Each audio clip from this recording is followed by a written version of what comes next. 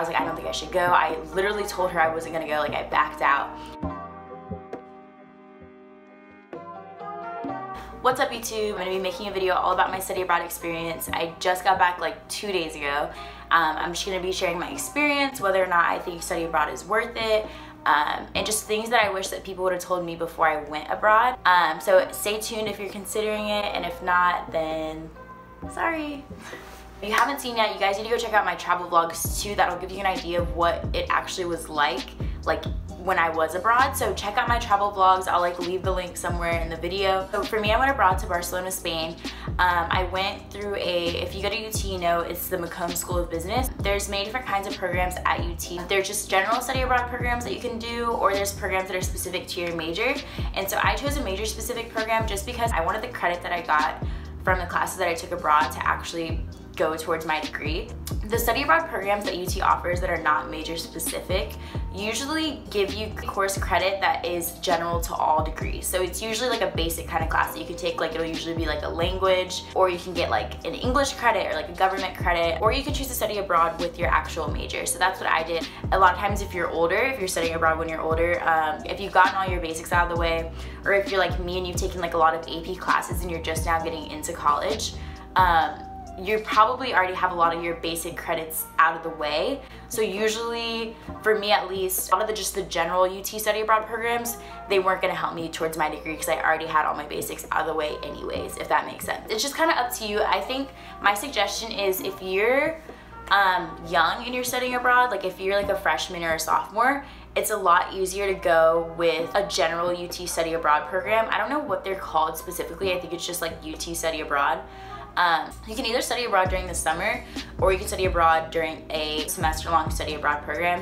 I studied abroad, of course, in the summer. It was just a 1-month-long program, and that was perfect for me just because I had never left the country before, so I wasn't ready to take the big leap and study abroad for a whole semester yet. The benefits of studying abroad for a whole semester is that, one, it's probably cheaper because what you would be paying to live at UT, you're just paying abroad. You're basically paying UT tuition abroad, and then a lot of times the living expenses in different countries are gonna be cheaper than what it is to live in Austin. So a lot of times it actually ends up being cheaper to study abroad during the semester. The only difficulty with that is if you live in an apartment in Austin, you would know that most student apartments around Austin, they do 1-year leases, and so you're gonna have to find a place that lets you either sublease, so it's gonna have to let you have someone take over your apartment for the semester that you're gone, or you're gonna have to find a place that lets you do a lease for half the year or for just 1 semester. Signing leases in Austin around UT, if you don't already know, is pretty crazy. It's kind of a scramble. You have to do it really early, almost a year in advance.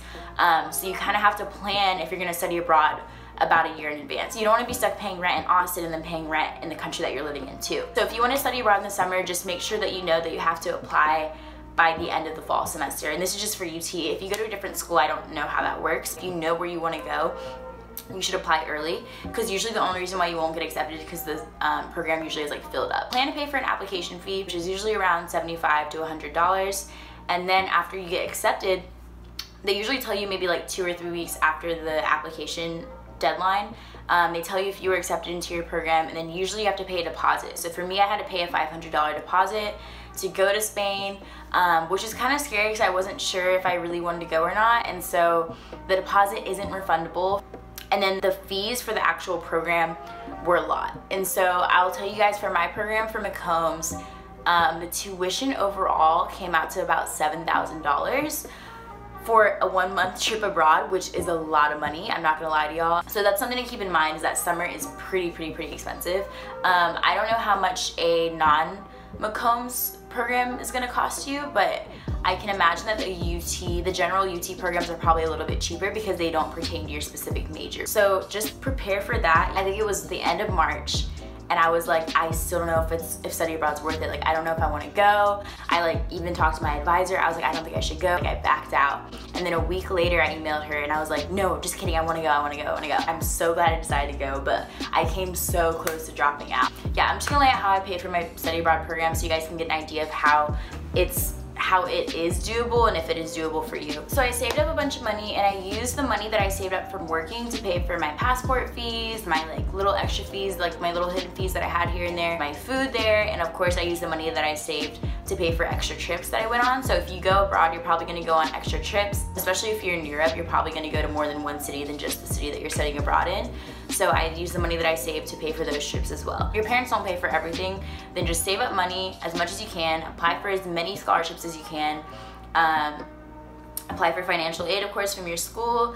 I would start a GoFundMe even. I did a GoFundMe, I didn't really get that much money from it, but it was like nice to have at least.